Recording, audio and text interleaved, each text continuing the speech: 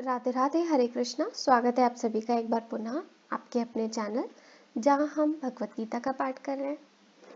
मैं आपसे कुछ रिक्वेस्ट करना चाहती हूँ कि ये चैनल अब धीरे धीरे ग्रो कर रहा है। हम सभी लोग एक अच्छे कार्य में जुटे हुए हैं और हमें कम से कम आज 71st डे है। ऑलमोस्ट हमें 2.25 महीने हो चुके हैं इस गीता का पाठ करते हुए। तो बस मैं आपसे यही प्रार्थना करती हूँ, रिक्वेस्ट करती हूँ कि इसे और भी लोगों तक पहुँचाए ताकि सबको इसका लाभ मिल सके और सब में भगवत गीता को लेकर के एक जिज्ञासा पैदा हो और सब अपने जीवन में आगे बढ़े। तो चलिए शुरू करते हैं आज का श्लोक। संबंध। पूर्व श्लोक में अपना मत सिद्धांत बताकर अब भगवान आगे के श्लोकों में अपने मत की पुष्टि करते हैं।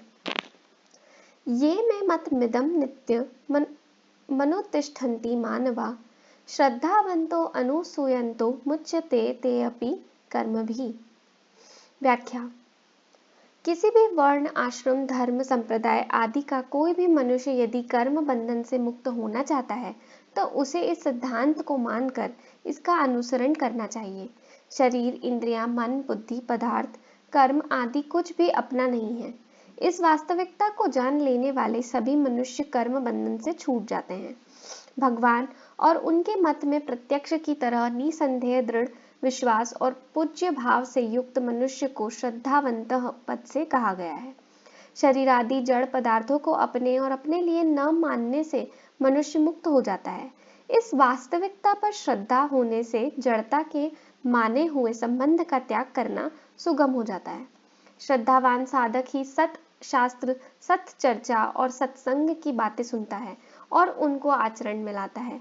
मनुष्य शरीर परमात्मा प्राप्ति के लिए ही मिला है, अतः परमात्मा को ही प्राप्त करने की एकमात्र उत्कट अभिलाषा होने पर साधक में श्रद्धा, तत्परता, संयतेंद्रियता आदि स्वतः आ जाते हैं।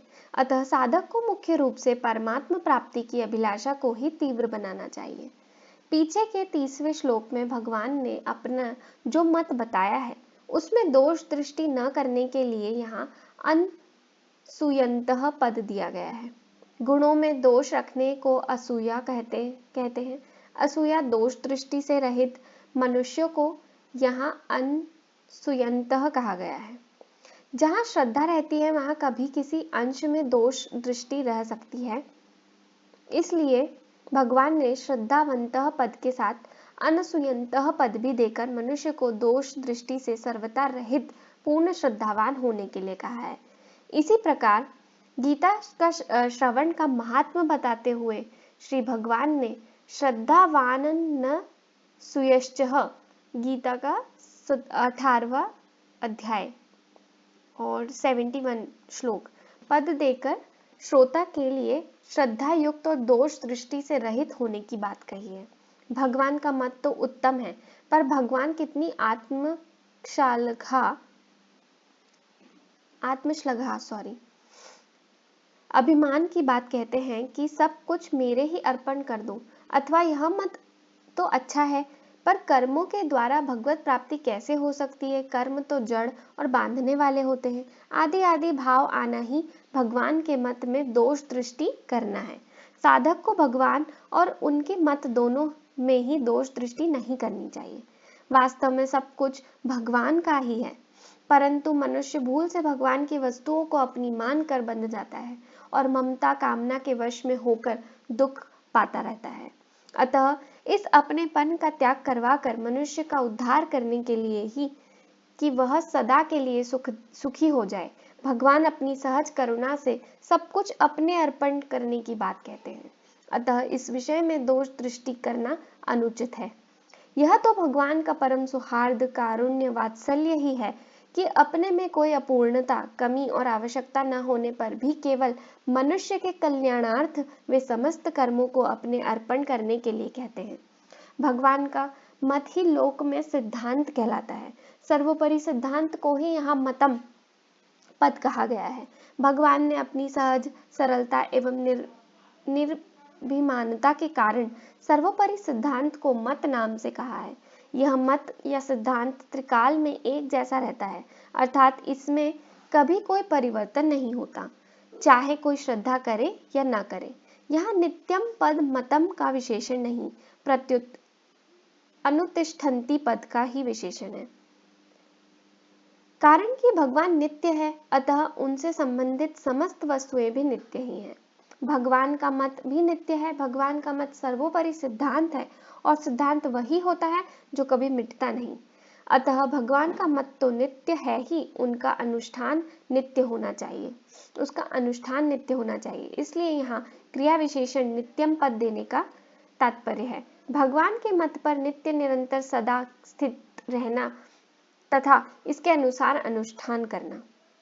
प्रश्न, भगवान का मत क्या है और उसका सदा अनुष्ठान कैसे किया जाए? उत्तर, मिली हुई कोई भी वस्तु अपनी नहीं है, यह भगवान का मत है। शरीर, इंद्रियां, मन, बुद्धि, प्राण, धन, संपत्ति, पदार्थ आदि सब प्रकृति के कार्य हैं और संसार भी प्रकृति का कार्य है। इसलिए इन वस्तुओं की संसार से एकता है तथा परमात्मा का अंश होने से स्वयं की परमात्मा से एकता है।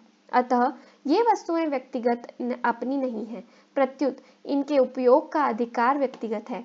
इसके सिवाय सद्गुण, सदाचार, त्याग, वैराग्य, दया, क्षमा आदि भी व्यक्तिगत नहीं है, प्रत्युत भगवान के हैं। ये दैवी संपत्ति अर्थात भगवत प्राप्ति की संपत्ति, पूंजी होने से भगवान के ही हैं। यदि ये सद्गुण, सदाचार आदि अपने होते तो इन पर हमारा पूरा अधिकार होता और हमारी सम्मति के बिना किसी दूसरे को इनकी प्राप्ति नहीं होती। इनको अपना मानने से तो अभिमान ही होता है, जो आसुरी संपत्ति का मूल है। जो वस्तु अपनी नहीं है, उसे अपनी मानने से और उसकी प्राप्ति के लिए कर्म करने से ही बंधन होता है। शरीर आदि वस्तुएं अपनी तो है ही नहीं, इसलिए अपने लिए भी नहीं है। यदि वे अपने लिए होती तो इनकी प्राप्ति से हमें पूर्ण तृप्ति या संतोष हो जाता, पूर्णता का अनुभव हो जाता। परंतु सांसारिक वस्तुएं कितनी ही क्यों ना मिल जाएं, कभी तृप्ति नहीं होती। तृप्ति या पूर्णता का अनुभव उस वस्तु भगवान के मिलने पर होता है जो वास्तव में अपनी है। अपनी वास्तविक वस्तु के मिलने पर फिर स्वप्न में भी कुछ पाने की इच्छा नहीं रहती। जैसे संसार में सभी पुत्रवती स्त्रियां माताएं ही हैं, पर बालक को उन सभी माताओं के मिलने से संतोष नहीं होता, प्रत्युत अपनी माता के मिलने से ही संतोष होता है।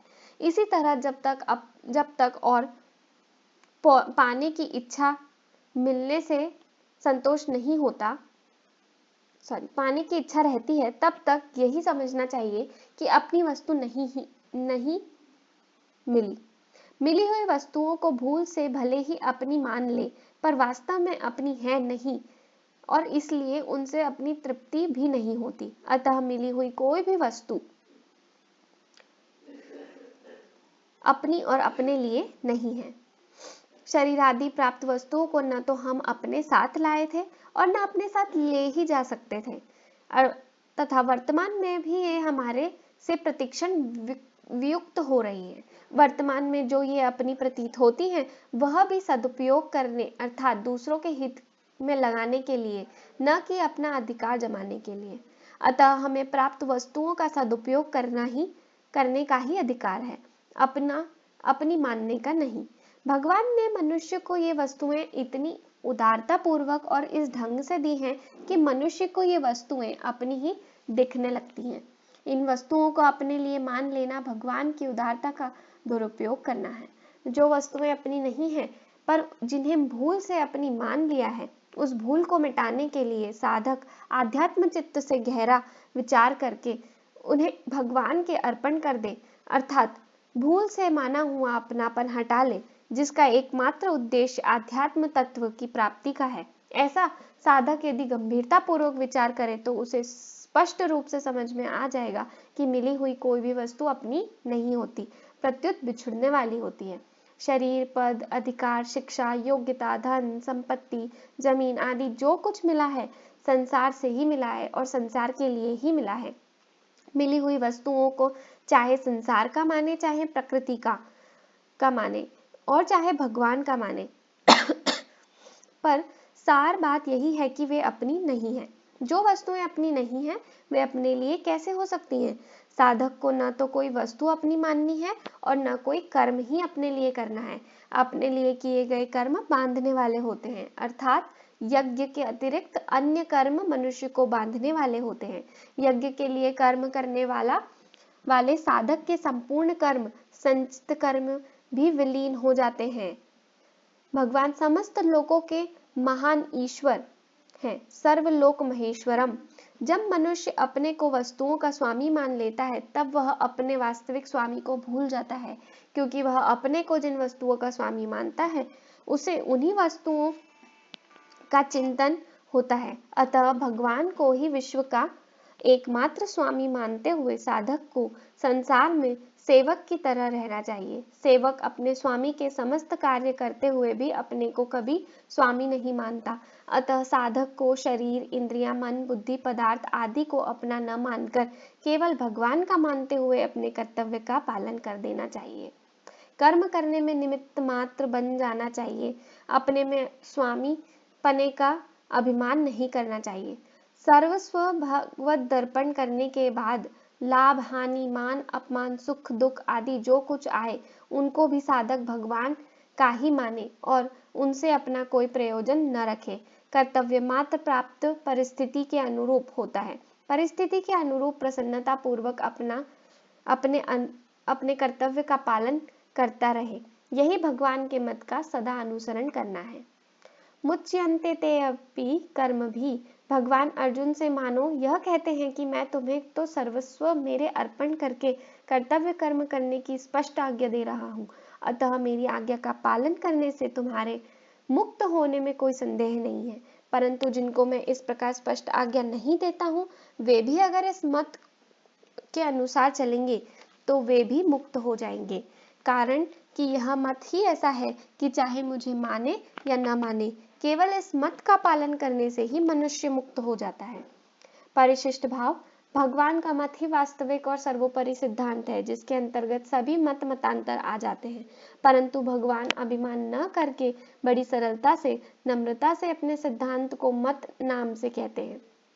तात्पर्य है कि भगवान ने अपने अथवा दूसरे किसी भी मत का आग्रह नहीं रखा है, प्रत्युत निष्पक्ष होकर अपनी बात सामने रखी है। मत सर्वोपरि नहीं होता, प्रत्युत व्यक्तिगत होता है।